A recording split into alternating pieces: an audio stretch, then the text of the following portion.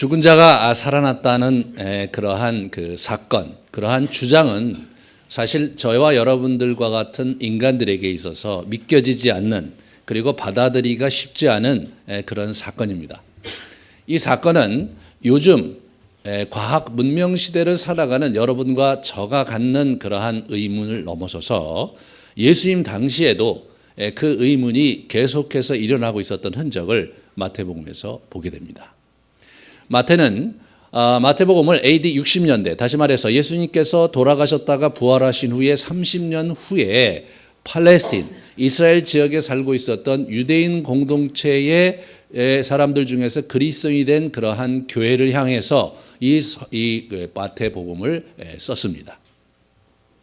그런 그가 이제 이 부활에 대해서 오늘 우리에게 증거를 이렇게 이야기를 하고 있는데요. 사실은 짤막하게 오늘 본문처럼 부활의 증거를 우리에게 전달해 주고 있습니다. 그런데 재미난 것은 마태가 직면했던 상황에서 많은 사람들이 여전히 부활에 대한 의구심을 갖고 있었습니다. 그 흔적을 마태는 아주 감추지 않고 우리에게 보여주고 있습니다. 오늘 본문 후반부에 보면, 본문 이후에 보면, 우리 그 시체를 훔쳐갔다는 가짜 뉴스가 있었다. 옛날부터 가짜 뉴스는 있게 마련이지. 한번 같이 보겠습니다. 너희는 말하기를 그의 제자들이 밤에 와서 우리가 잘 때에 그를 도둑질하러 하여 갔다 하라, 이렇게 제사장들이 이게 이제 경비병들한테 이렇게 얘기를 하는데 그 사주를 합니다. 15절에 보시면 군인들이 돈을 받고 가르친 대로 하였으니, 돈 받고 그렇게 소문을 퍼뜨렸는데 이 일이 오늘날까지 유대인 가운데 두루 퍼지니라. 저기 오늘날은 60년대입니다. 저 사건이 있은 지 30년이 지났는데 그때 퍼뜨린 소문이 이렇게 파다하게 이제 보세요. 퍼져 있는 게 아니라 지금도 여전히 퍼지고 있다. 기독교인들이 승하면 승하고 모이면 모일수록 저분들이 섬기는 예수님이 사실은 부활했다는데 그게 아니고 제자들이 훔쳐갔다 하더라. 이런 소문이 쭉 퍼지고 있었어요. 그 얘기는 사실은 긴장이 있었다는 것을 보여주는 거죠. 그 소문이 예수님이 부활하셨기 때문에, 그것이 너무나 명백하기 때문에. 왜? 그분들 많은 분들이 예수님께서 사실은 활동했던 것을 본 사람들이 많았을 거고, 예수님의 기사와 이적을 보았을 뿐만 아니라 예수께서 직접 가르치는 장면을 목도했던 사람들이 굉장히 많았을 텐데, 그 사람들에 의해서 그 소문이 가짜 뉴스라는 것이 판명되어야 될 것 같은데 그러지 않고 30여 년이 지난 지금에도 여전히 그 소문이 퍼지고 있었다라는 것은 뭔가 예수님의 부활 사건 자체가 이 글을 쓸 때까지도 여전히 의구심이 증폭되고 있었던 것을 보게 됩니다. 뿐만 아니라 이제 28장 16절, 17절을 같이 보면요. 우리에게 더 충격적인 언급을 마태가 하고 있는 걸 보게 됩니다. 11 제자가 갈릴리에 가서 예수께서 지시하신 산에 이르러 예수를 배웠고 경배하나 아직도 의심하는 사람이 있더라. 여러분, 12 사도 중에서도 예수님이 이제 이렇게 부활해 갖고 갈릴리에서 같이 만났음에도 불구하고 여전히 의심하는 사람이 있었다라고 마태는 솔직하게 얘기를 해주고 있습니다. 그러므로 이제 우리가 이렇게 이제 예수님의 최측근들도 사실은 예수님의 부활에 의구심을 가질 정도이니까, 그 당시 주변에 있는 사람들이 그런 의구심을 갖고 있었던 것은 너무나 자명한 것일 뿐만 아니라 오늘날 저와 여러분들, 그리고 우리 주변에 있는 많은 사람들이 그런 부분에서 이거 진짜일까? 이런 생각을 하는 것은 지극히 자연스러운, 그죠? 인간들의 정서이고 심정이라는 생각이 듭니다. 그런데 오늘 제가 같이 나누고 싶은 것은 그런 상황에서 우리 그 마태가 그렇게 답을 준 것이 오늘 본문인데요. 답을 준 것 치고는 약간 좀 재미난 부분, 뭐라 그럴까? 그 답을 정면으로 이렇게 하려고 하지 않은 것 같은 것이 너무나 분명한 거예요. 다시 말해서, 예를 들어서 제자들이 그 시체를 훔쳐갔다는 소문이 지금도 퍼지고 있다. 내가 사도의 한 사람으로서 그것은 가짜 뉴스임을 밝힌다. 그렇게 얘기해야 되지 않겠어요? 그것은 일부 기독교를 폄하하고 일부 그리스도를 믿는 우리들을 이렇게 한쪽으로 몰아붙이기 위해서 또는 탄압하기 위해서 계속해서 그 이야기를 생산하고 있을 뿐이지, 사실과는 다르다 라고 얘기하면서 자기 나름대로의 그 증거들을 댈 만도 한데 오늘 본문에 보면 그러질 않는 거예요. 이 오늘 본문에서 마태가 우리에게 전달한 이야기 솜씨를 보면요, 마태가 왜 그 얘기를 그런 식으로 적극적으로 이렇게 반박하지 않는가를 엿볼 수가 있습니다. 오늘 본문에서 보면 예수님께서 부활하셔서 사람들을 만난 장면을 기록하고 있는데 특별히 두 여인을 만난 것을 오늘 자세히 기록하고 있습니다. 사실 마태복음, 마가복음, 누가복음, 요한복음 전체에 이 장면이 기록이 되어 있는데 약간 다르게 기록이 되어 있어요. 다시 말해서 누가복음과 요한복음은 두 여인에게 초점이 맞춰져 있기보다는 제자들에게 초점이 맞춰져 있고 그들이 얼마나 당혹했고 그들 나름대로도 미심쩍어했다는 얘기를 기록하고 있습니다. 그러나 마가복음과 마태복음은 그 두 사람보다는 그 제자들보다는 여인들이 예수님을 만나러 왔고 그들이 예수님을 만났다는 얘기에 초점을 두고 있어요. 근데 아주 재미난 것은 마태가 마태의 독자로 우리가 예상되는 또는 추측되는 그 유대인 공동체에서는 사실 법정에서 여자들의 증언을 사실은 유효한 증언으로 받아들이질 않았다고 그래요. 여자들이 굉장히 불안하고 여자들은 못 미치는 존재이기 때문에 죄송합니다. 제가 그렇게 생각하는 게 아니라 그 녀석들이 그렇게 생각한다. 그 녀석들이 예수님이 싫어했던 녀석들이니까 그냥 그렇게 넘어가자고요. 근데 그 친구들이 그렇게 생각하고 있었기 때문에 그런 상황에서 유독 이 여자들의 증언을 맨 앞에 그것도 자세히 기록한다는 것은 약간 넌센스죠. 오늘 본문에서 사실은 마태는 예수님의 부활을 적극적으로 증거할 의도가 없는 것처럼 보여요. 그렇잖아요? 그런데 오늘 본문에서 보는 예수님의 태도에 기인한 것입니다. 예수님 자신도 자기가 부활했던 사실을 많은 사람이 알기를 원치 않으셨던 것이 너무나 분명합니다.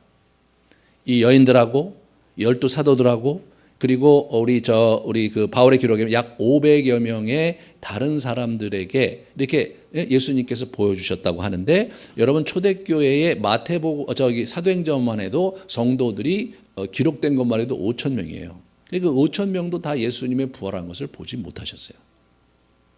그런 면에서 우리는 이 장면에서 다시 한번 생각해 봐야 될 것은 예수님이 부활하셨다. 그러므로 이 부활한 사실을 많은 사람에게 알리기를 원하셨다만 예수님께서 그렇다면 자기 제자들을 부르고 함께 늘 그러하셨듯이 예루살렘으로 걸어 들어가서 예루살렘 성전으로 들어가서 하나님께 제사하고 예배 드리는 일에 동참하면 수많은 사람들이 구름대처럼 몰려와서 얼마 전에 가르치시고 얼마 전에 우리 눈앞에서 십자가에 돌아가셨던 그 예수가 맞네. 와, 손에 보니까 못자국 맞고 다 이게 얼굴이 해석하신 게 그분이 맞네. 이야, 진짜 살아나셨구나. 이러한 현상, 이러한 증거들이 있을 수 있잖아요. 그렇게 된다면 사실은 예수님이 이렇게 돌아가신 30년 후에 예수님이 부활했느냐 안 했느냐 이런 이슈 자체는 온데간데 없이 사라졌겠죠. 그런데 예수님 자신이 그 의구심을 적극적으로 대처할 의사가 없으셨어요. 이게 저와 여러분이 주목하고자 하는 바입니다. 왜 이분은 적극적으로 자기 자신이 부활했다는 증거를 많은 사람에게 알리게 하지 않으셨을까? 오늘 본문에서 보시면 이 여인들의 초점이 맞춰져 있는 것을 보게 됩니다.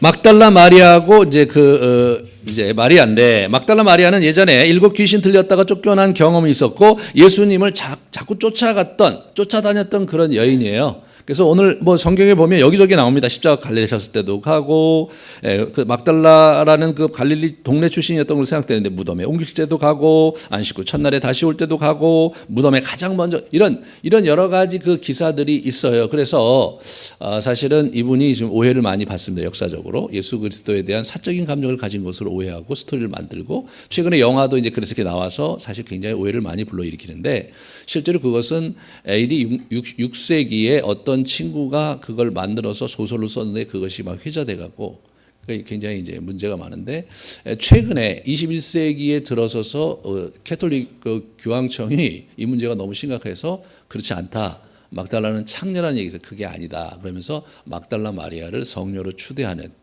그런 절차를 밟아야 될 정도로 지난 2000년 동안 뜨거운 이슈가 됐고 스캔들이 됐던 여자가 바로 이 여자입니다. 네. 그런데 이 막달라 마리아라는 여자와 이제 이렇게 또 한 마리아가 오는데 이분들이 워낙은 이제 이렇게 사람이 죽으면 그 당시에 7일 동안 이렇게 애곡을 했다고 그래요. 그러니까 어디 모처에서 예수의 죽음을 애곡했던 것 같아요. 그런 과정에 3일이 지나서 여기 오신 거예요. 그럼 왜 오셨느냐? 일반적으로 그 당시에 그 이 장례 풍습이 3일 정도 이렇게 장례를 치르면 3일 정도 후에 한번 와서 이렇게 이게 장례식장을 죄송합니다. 무덤을 돌아보는 그러한 것이 관례였다고 그래요. 그런데 이제 이분들이 향품을 가지고 온다는 표현, 오늘 본문은 아니지만 마가복음인데 보면 있거든요. 향품을 가져온다는 표현인데 이것은 뭐냐면 이분들이 이제 매장을 하는데 우리처럼 이렇게 땅속에 매장을 하는 게 아니라 이 굴에다 가매장 했다가 이제 1년 동안 정도는 최소한 걷어놨다가 그리고 나서 이제 그 1년 후에 문을 열면 완전히 썩었을 거 아니에요. 그러면 이제 그 유골을 가져다가 따로 이렇게 납골당에다가 모시는 그것이 그 당시 그 장례 풍습이었습니다.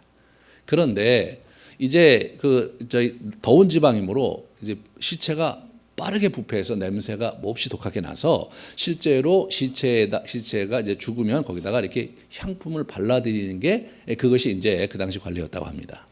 근데 왜 여자들이 가냐?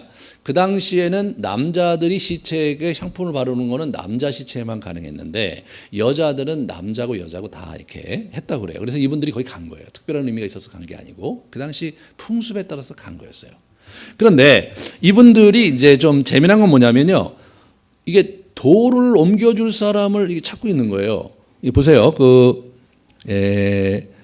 마가복음 16장 3, 4절을 보시면 서로 말하되 누가 우리를 위하여 무덤의 문에서 돌을 굴려주리요 이런 고민을 하고 있어요. 한번 그 사진을 좀 보여주실래요? 예수님 시대의 그 무덤군과 비슷한 사진입니다. 저렇게 돌이 있는 거예요. 저걸 이렇게 굴려야 되는데 저게 돌이 워낙 무거우니까 장정 서너 명 정도가 저걸 굴려야 굴러갈 수 있다는 거죠. 그러니까 이 여인들 뭐 몇 명이 지금 가고 있거든요. 가고 있는데 저거를 자기들 어떻게 해볼 도리가 없다는 거죠. 다시 말해서 이분들은 뭐 이게 가서 구체적으로 향품을 가져가긴 가져가지만 그러나 저 돌문을 열 수 있을지 없을지가 확신이 없는 거예요. 일반적으로 1년 후에 여는 거니까. 그런데도 가는 거예요. 그 얘기 뭡니까? 이분들이 그냥 가고 싶어서 가는 거예요.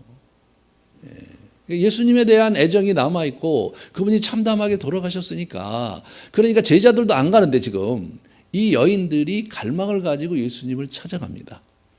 굉장히 재미난 장면인 거예요. 예수 그리스도에 대한 갈망이 있는 자를 만나주시는 분이 예수님이십니다. 이 여인들이 이제 갈망을 가지고 이렇게 이제 가는 거죠.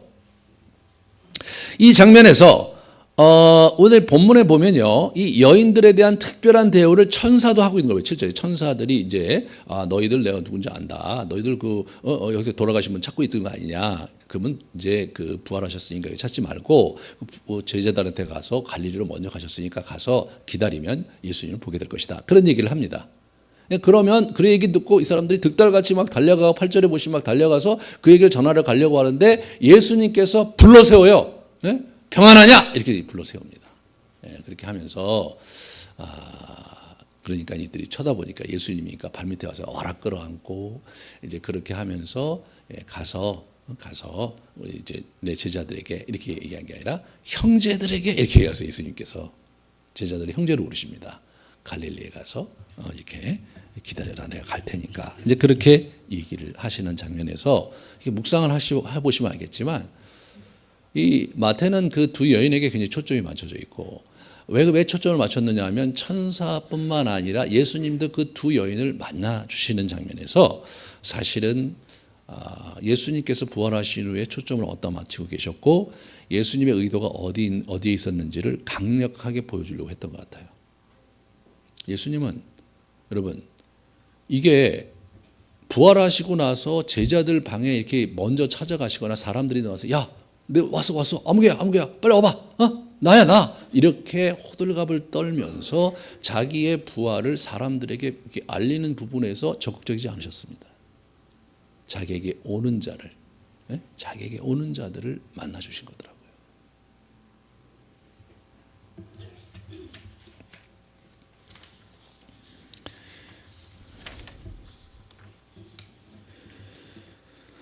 갈릴리에는 그러면 왜 가느냐? 갈릴리가요, 여러분 그 마태복음 26장 32절을 같이 볼까요? 예, 거기 보시면 그러나 내가 살아난 후에 너희보다 먼저 갈릴리로 가리라 이렇게 말씀하셨어요. 그러니까 뭐 이 예수님은 지금 더 이상 예루살렘에 내가 할 일은 없다 이거예요. 예? 예루살렘에 있는 녀석들에게 내가 부활 소식을 가르쳐 줄 필요와 그런 생각도 없다 이거예요. 나의 관심은 너에게 있고 너희들과 나의 정말 아름다운 추억이 있는 갈릴리에서 다시 만나서 회포를 풀자. 그렇게 하면서 예루살렘에 있었던 수많은 유대인을 뒤로 하셨습니다. 그리고 그는 갈릴리에서 자기가 세운 제자들과 함께 마지막 시간을 보내시면서 새로운 하나님의 나라를 일구어 가십니다. 유대교와는 다른 길을 그가 제시하고 계셨던 것이죠. 그의 제자들은 이제 형제가 되었습니다. 하나님의 나라의 분깃을 같이 이을 그를 맏형으로 해서 하나님 나라 유업을 같이 잇는 거라고 우리 사도 바울이 해석해 주고 있는데, 그렇게 해서 우리가 예수 그리스도를 형으로 모시는, 형님으로 모시는 그러한 자들로 이제 우리를 삼아주시고, 그리고 자신의 나라를 새롭게 이끌어 가시는 모습으로 예수님의 모습이 이렇게 기억되고 또 증언되고 있습니다. 오늘 여기서 우리는 마태는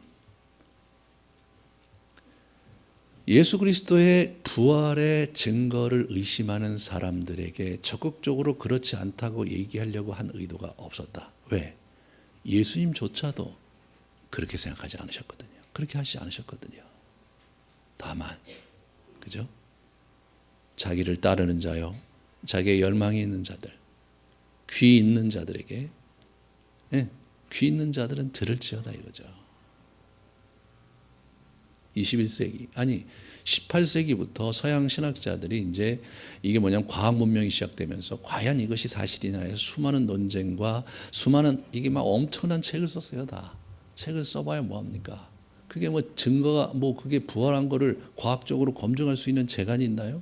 없어요. 왜?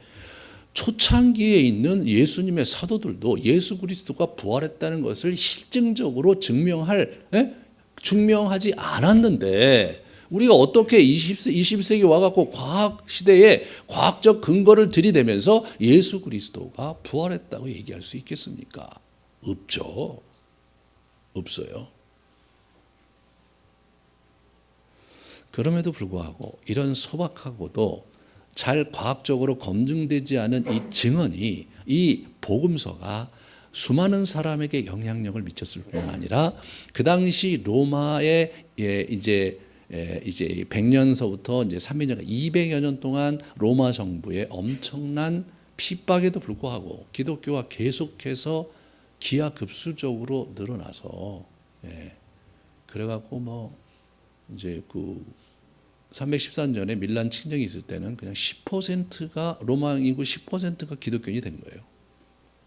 그러니까 이제 그렇게 탄압하고 죽어가고 형장이 이슬로 죽어갔는데도 불구하고 어떻게 그들이 예수 그리스도를 그렇게 잘 믿을 수 있었겠는가? 이렇게 뭐 가르침이 여러분 그 당시에 뭐 지하에서 숨어서 하죠. 뭐 여기저기 뭐 쫓겨다니면서 은밀하게 예배를 드리죠. 신약 성경은 아직까지 완성이 안 됐어요. 그러니까 이제 이게 회자되는 얘기들, 예수님의 이야기가 막 구전으로 되고 마태복음 누가 외운 사람이 막 낭독하고 그런 거 들으면서 흐치흐치 들으면서 예수님을 섬겼던 그들이 어떻게 그러한 핍박을 무릅쓰고 예수 그리스도의 부활을 증거하며 살았는가? 이게 사실 오늘날 사실 많은 사람들에게는 믿겨지지 않는 사실이지만, 그러나 실제로 그런 일이 일어났고 저와 여러분도 지금 그 연장선상에 있다는 것을 보게 됩니다. 그럼 도대체 무슨 일이 어떻게 일어났길래 그것이 가능했는가? 요한복음 1장, 요한일서 1장에 보면요. 1장 1절에 보면 태초부터 있는 말씀에 관하여 우리가 본 바요, 들은 바요, 만진 바라. 이렇게 얘기하거든요. 사도 바울이, 사도 요한이. 이 사람은 예수님이 이렇게 부활하신 후 60여 년 후에 그 글을 쓰는데도 불구하고 그 시제 자체가 현재 완료 시제예요. 그러니까 이분은 지속적으로 지금 지난 60년 동안 부활 승천하셨음에도 불구하고 그의 음성을 듣고 있었고 그분은 말하고 있었고 그의 글을 보고 있었고 글을 만지고 있었다고 주장하고 있는 거예요. 이게 기독교의 신비인 거예요. 그게 어떻게 가능했는가?